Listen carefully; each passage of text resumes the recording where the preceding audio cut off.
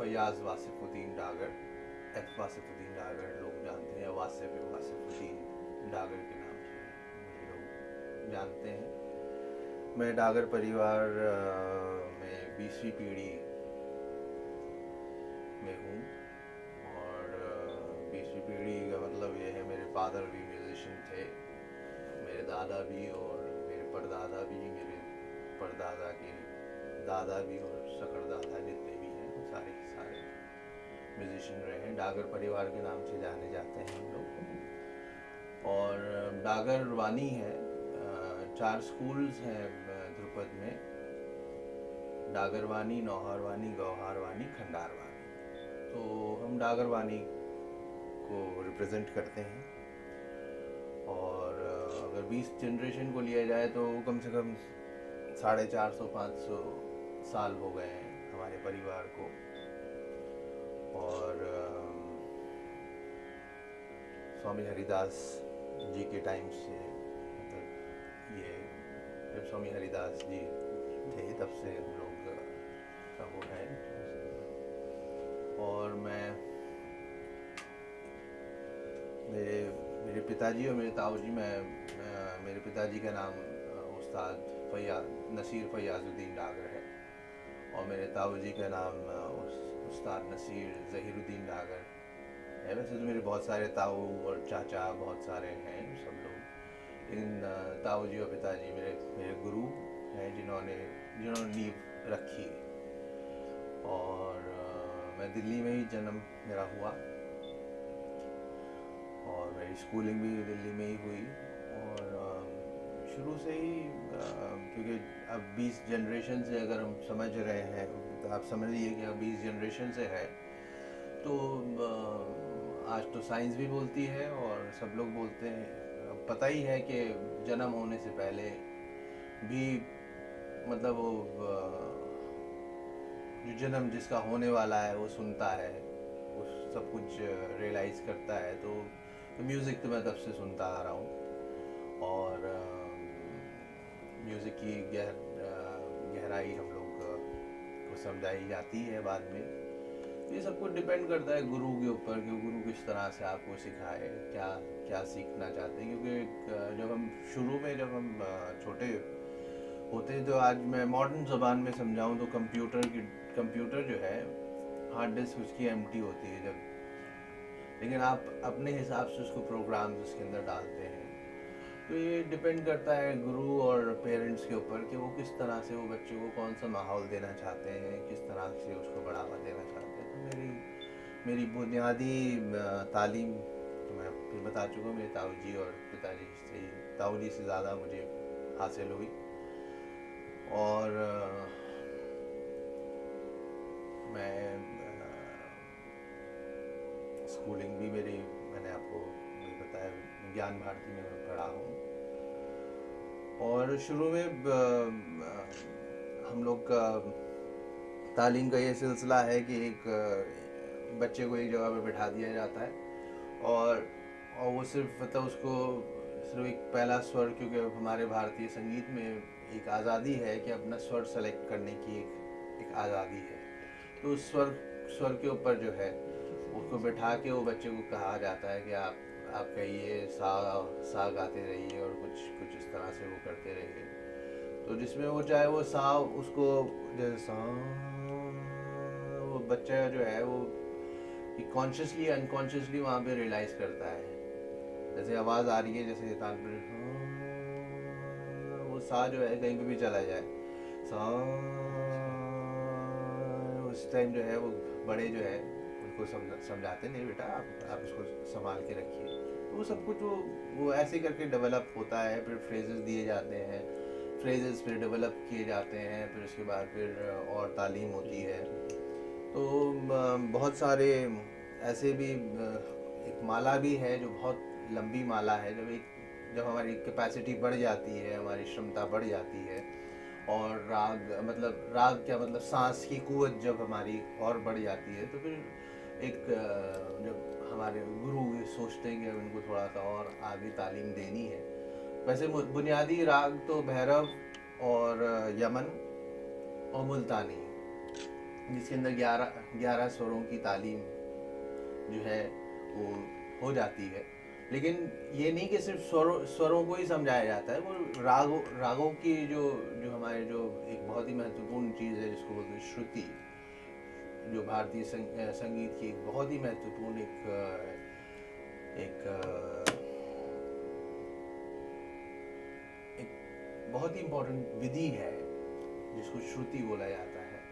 उसका भी मतलब उसको भी समझाया जाता है कि राग में किस तरह से उस श्रुति को डेवलप किया जाता है। अब श्रुति को अगर मैं डेवलप करने की बात कहूँ तो श्रुति जो है एक ऐसी चीज़ है कि जैसे दुनिया में सबकी नाक है और आँख है, तो राग में हमारे लेकिन जो प्रोपोर्शन जो आ रहा है पूरे के पूरे मुख पे जिस तरह से आँख आ रही है, तो आपकी और जो जिस किसी की भी आँख है वो शायद मेरी और उनकी आंख एक सी है, लेकिन जब हम एक मुख पे आ रही है तो उस राग की वो श्रुति हो जाती है। तो वो प्रोपोर्शन, कितनी सारी नाकें हैं बट फिर भी सबकी दुनिया में हम लोग इतने सिमिलर होने के बाद भी इतने डिफरेंट हैं, तो उसका भी ज्ञान करवाया जाता है।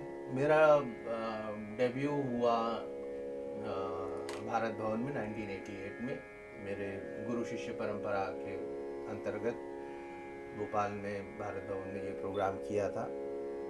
और उस मैं 20 वर्ष का था, मेरे 25-26 साल हो गए परफॉर्मेंसेस देते हुए। और गाना तो फिर आप समझ ही सकते हैं, मतलब जितने काफ़ी साल हो गए, मतलब पैदाइश के 2-3-4 साल के बाद जो है वो मतलब थोड़ा थोड़ा गाने का एक वो सिलसिला वो शुरू हो ही जाता है 5 साल की उम्र में, थोड़ी सी। अब ये नहीं कि एकदम ही 5 साल की उम्र में बहुत सारी चीज़ें लाद दी जाती हैं, ये नहीं है मतलब है।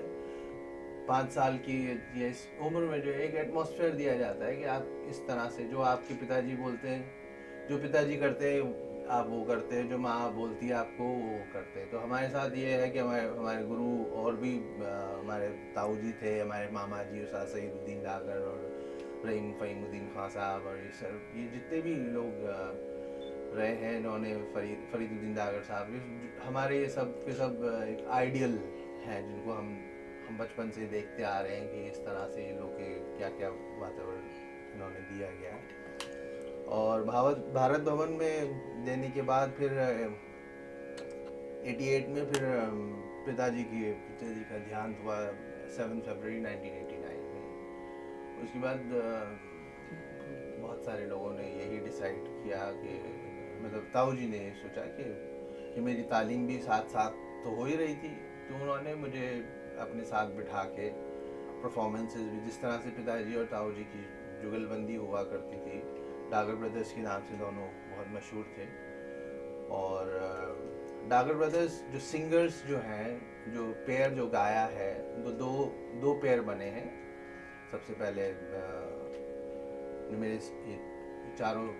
मेरे पिताजी हैं और उनके 4 भाई थे, नसीरुद्दीन खां साहब के, मेरे दादा नसीरुद्दीन खां साहब के, नसीर मोइनुद्दीन डागर, नसीर अमीनुद्दीन डागर। पहला पेयर 50s और 60s में वो लोग काफ़ी मशहूर रहे। उसके बाद फिर मेरे ताऊ जी उस्ताद नसीर ज़हीरुद्दीन डागर, नसीर फ़याज़ुद्दीन डागर, ये दोनों डागर बंधुओं के नाम से मशहूर थे। तो उसी तरह से उन्होंने मुझे अपने भतीजे, बल्कि मैं उनका भतीजा नहीं, मैं उनका बेटा ही हूँ, ज़हीरुद्दीन डागर साहब का, तो उन्होंने मुझे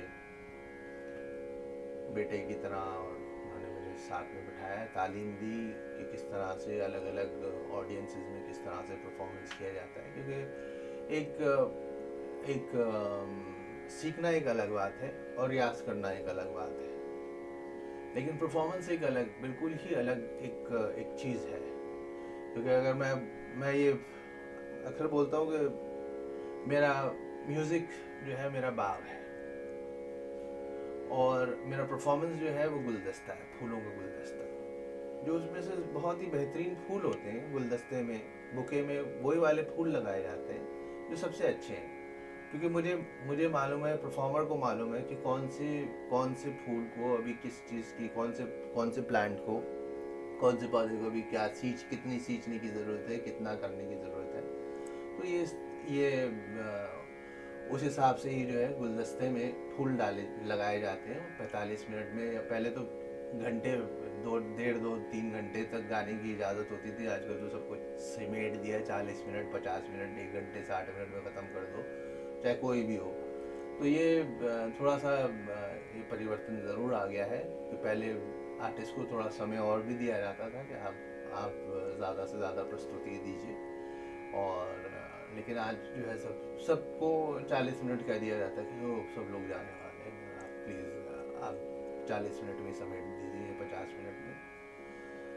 तो इसी तरह से अब करते करते मैं देश विदेश में भी हर जगह पे, काफ़ी जगहों पे मैं जा चुका हूँ। यूरोप में कई कंट्रीज़ में गया हूँ, जापान में गया हूँ, थाईलैंड, और जो हमारे जो आस पड़ोस के जो मुल्क हैं उधर भी जा चुका हूँ, अमेरिका। तो ये बहुत मतलब वाइडली ट्रैवल कर लिया है। और जहाँ तक ध्रुपद के जहाँ तक ताल्लुक़ है, तो ध्रुपद तो प्राचीनतम शैली है भारतीय संगीत की। और ध्रुपद वेद सामवेद से इसका ताल्लुक़ है। और क्योंकि ऋचाओं का जब उच्चारण किया जाता था या श्लोक का उच्चारण किया जाता था, तो उस टाइम भी रिदम जो थी वो दी जाती थी। आज भी अगर आप ऋग्वेद का आप हम लोग जब सुनते हैं तो उसके अंदर कुछ ना कुछ उसके हमारी सबसे इम्पोर्टेंट भारतीय संगीत की रिप्रेजेंटेशन में या प्रेजेंटेशन में या प्रिजर्वेशन में सबसे खूबसूरत बात यह है कि कंठस्थ करवाया जाता है। हम लोग को सब लोग बोलते रहते हैं कि भारत में अच्छा डॉक्यूमेंटेशन नहीं होता। अरे भाई, डॉक्यूमेंटेशन नहीं होता तो आज भी आप ऋग्वेद के जो है श्लोक उसी उच्चारण में सुन रहे हैं। आज भी आप राग सैकड़ों बरस से जो है उसी तरीके से उन्हीं श्रुतियों में आपको सुनाई दिए जा रहे हैं। तो इससे अच्छा प्रिजर्वेशन और डॉक्यूमेंटेशन क्या है? क्योंकि हमारे यहाँ लिविंग डॉक्यूमेंटेशन है, लिविंग लेजेंड्स हैं। वो प्रिजर्व करके फिर उसको प्रेजेंटेशन में हम लोग लेके आते हैं। ठीक है, हम लोग ये भी एक बात है कि हम बहुत सारी चीज़ों को अच्छी तरह से प्रिजर्व नहीं करते। संगीत की ही बात कर रहा हूँ, जैसे मॉन्यूमेंट्स वगैरह हैं, उसको हम लोग इतना वो नहीं करते हैं। तो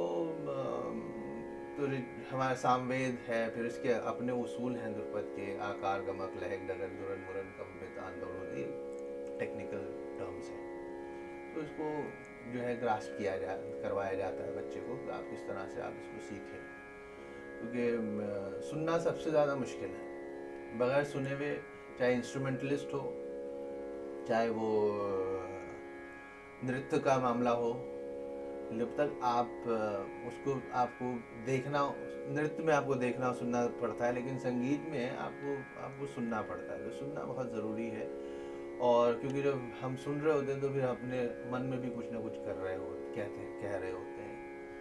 तो इसलिए इसको सीना बसीना गुरुमुख विद्या भी कहा गया है इसको, कि गुरुमुख विद्या है जिसको आप इसको सुनेंगे, जो गुरु को देख रहे हैं, जो गुरु करते हुए देख रहे हैं, उसी तरह से आप अपने आप को पूरा उसी तरह से आप देख के अपने आप को उसी में ढालने की कोशिश करते हैं। और तो हमने सीखा, कई लोगों के साथ बैठ के सीखा, और सभी से ही तालीम हासिल की। और तालीम हासिल करने के बाद हम ताऊ जी का फिर ध्यान हुआ। 5 साल में ताऊ जी के साथ गाना गाया, मैंने सीखा, गाया। और 1994 7 मई को ताऊ जी का ध्यान हुआ। फिर उसके बाद से मैं सोलो ही परफॉर्मेंस देता आ रहा हूँ। कभी कभार अपने बड़ों के साथ जुगलबंदी में बैठा हूँ, और मेरे अपने कज़न बाउद्दीन के साथ रुद्रवीणा में भी जुगलबंदी की है मैंने। और बस ये है मेरा ये मिशन है कि I want to relax the spine of listeners. संगीत में क्या है? संगीत में मेन चीज़ क्या है? तो टू कट इट शॉर्ट, मैं ये बोलना चाहता हूँ, संगीत में स्वर है, स्वर प्रदान है। हर आदमी जो है सबसे पहले लय की बात करता है, लय है संगीत में। नहीं जी, पहले स्वर है, पहले स्वर को महत्वता दीजिए, और फिर उसके बाद लय है। और उसके बाद जो है शांति है, शांति प्राप्त होती है। हर जीव को शांति प्राप्त होती है। हर जीव जो है संगीत से प्रभावित होता है। जिसमें भी जीवन है, जिसमें जीवन काल है, वो संगीत से प्रभावित होता है। तो आप संगीत को सिर्फ एंटरटेनमेंट का नाम ही दे के हम वो नहीं कर सकते कि सिर्फ एंटरटेनमेंट। तो एंटरटेनमेंट की भी अगर आप डेप्थ में जाएंगे तो एंटरटेनमेंट भी क्या है, एंटरटेनमेंट का भी अगर देखिए तो फर्स्ट लेट इट एंटर। सिर्फ उछल कूद का नाम एंटरटेनमेंट नहीं है, कि ये फ्रीक आउट करने का नाम एंटरटेनमेंट नहीं है। Let it enter first, it is meant to attain you, it will attain you. लेकिन हम ये सोचते हैं कि बस ये उछल कूद कर लो और वो कर लो, ये सब कुछ है। तो हमारा अपना अपना संगीत का एक अपना हर प्रकार के संगीत हैं। तो ध्रुपद के लिए मैं बोलूँगा कि मौसीकी के अंदाज सभी प्यारे हैं, मौसीकी के अंदाज सभी प्यारे हैं, मगर हम सादगी के मारे हैं। तो ध्रुपद एक सिंप्लिसिटी, एक ध्रुव जैसे ध्रुव तारा के अपना एक पोजीशन है, और तारे बदलते रहते हैं, लेकिन ध्रुव का अपना मुकाम है, अपनी जगह पे है, वो नहीं मूव करता। ध्रुव और पद क्योंकि ये सारे के सारे टेक्स्ट जो है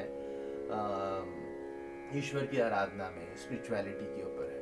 तो सिर्फ स्पिरिचुअलिटी नहीं है, मेडिटेटिव म्यूजिक भी है, आलाप किया जाता है। आलाप डागर परिवार का एक बहुत ही महत्वपूर्ण एक उनका वाटरमार्क है, जिसके अंदर आलाप को आजकल इंस्ट्रूमेंट में भी बहुत बचता है आलाप, लेकिन गाने में आलाप ध्रुपद में जो डागर परिवार ने अपना एक अलग बहुत ही वो किया है। और डागर परिवार का खुसूस और अपनी जो आइडेंटिटी है, उनका उच्चारण है।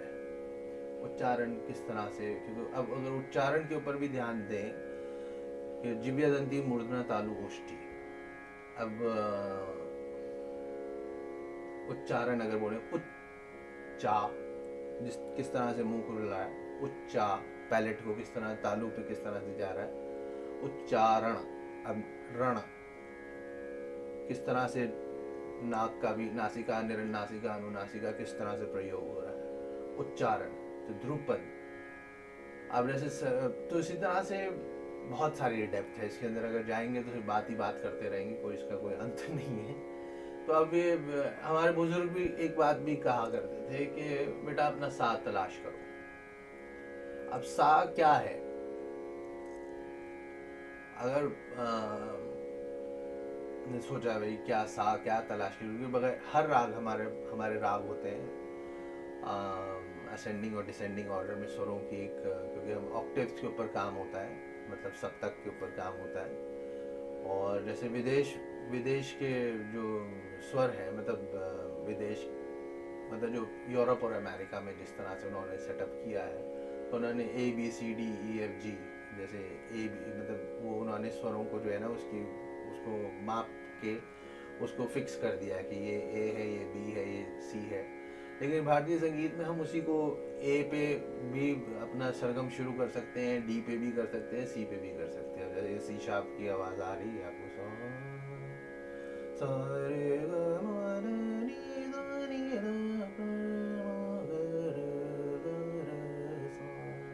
अब ये जैसे एक स्वर है, तो इसी तरह से अलग सा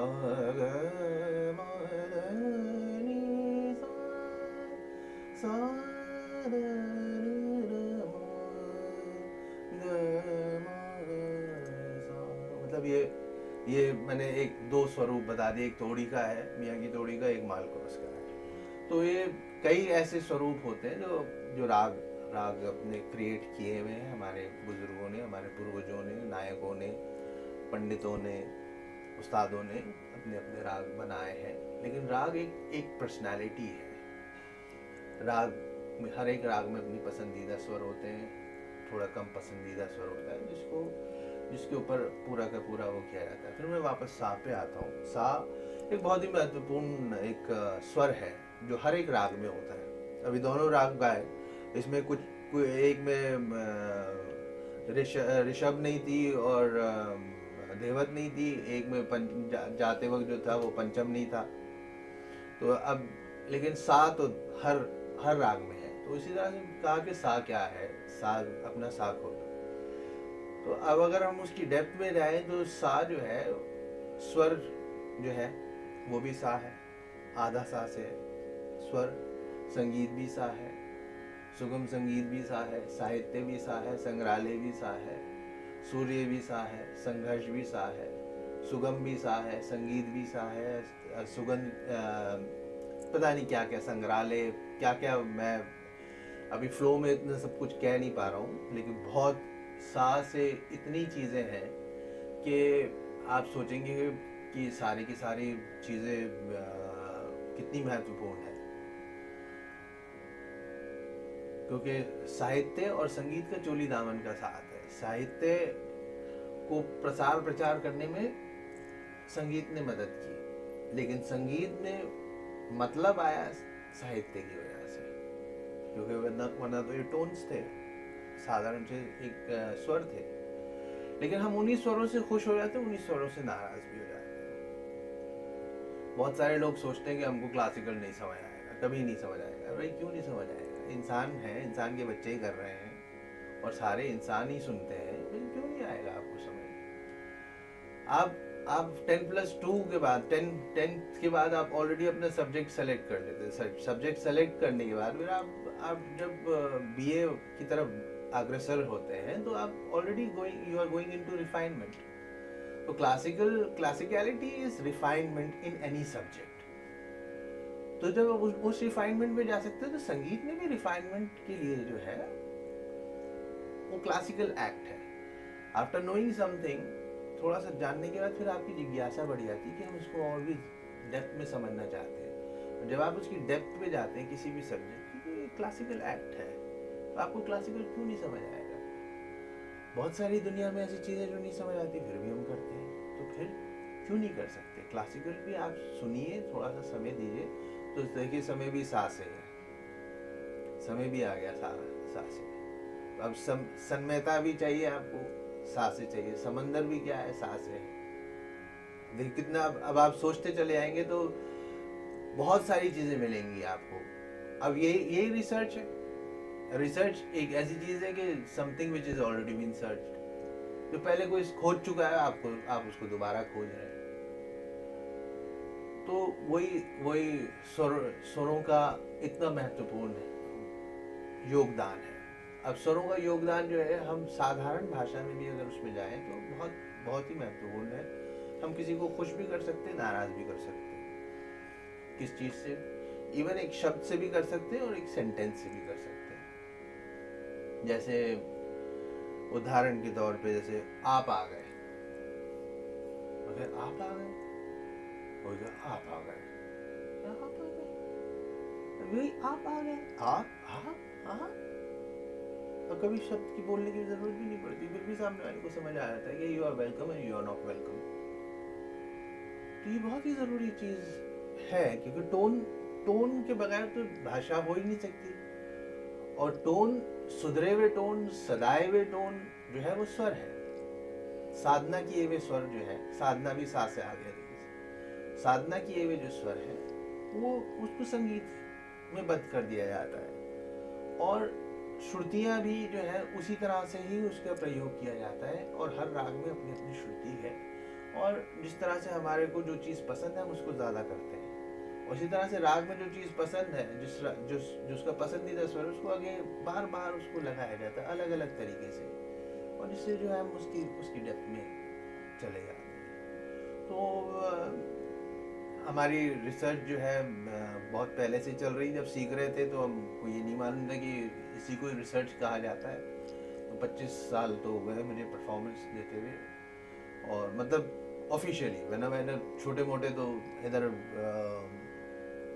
बैठना, जैसे ही थोड़ा सा भी मौका मिलता था तो कहीं पे भी बैठ के जो है गा ही लिया जाता था। तो खुशबुओं को फैलने का बहुत शौक है, मगर मुमकिन नहीं है हवाओं से रिश्ता किए बगैर। तो संगीत की साधना वो है कि समंदर से आग हो पानी। मतलब एक फायर के साथ ही आदमी आगे बढ़ता है। जब तक अंदर फायर नहीं हो तो उससे आगे नहीं बढ़ता है। समंदर से आग ला, आग हो पानी। जब वापस लेके आते हैं उसके अंदर जब घुस जाते हैं तो जब वापस आते हैं तो पानी पानी हो जाती है। आग जो है आपकी, जो फायर है, वो आपके अंदर बहुत ही एक एक अलग सा आपको आपका व्यक्तित्व बदल देती है। जब ज्ञान प्राप्त होता है तो आपका व्यक्तित्व एकदम डिफरेंट हो जाता है। तो मतलब एक आग जो है, एक आपको ये पता चलता है कि वो क्या डेप्थ है उसके अंदर, ओशन के अंदर, समंदर में। समंदर से आग ला, आग हो पानी, पानी हो जाता है। और रियाजत से, रियाज का मतलब प्रैक्टिस, प्रैक्टिस करना या साधना करना या रिहर्सल्स को मानिए। समंदर से आगला, आग हो पानी, रियाजत से रागला, राग हो रूहानी। रूहानियत जो है कॉपी करने की चीज नहीं है। रूहानियत ये चीज है कि आप अपने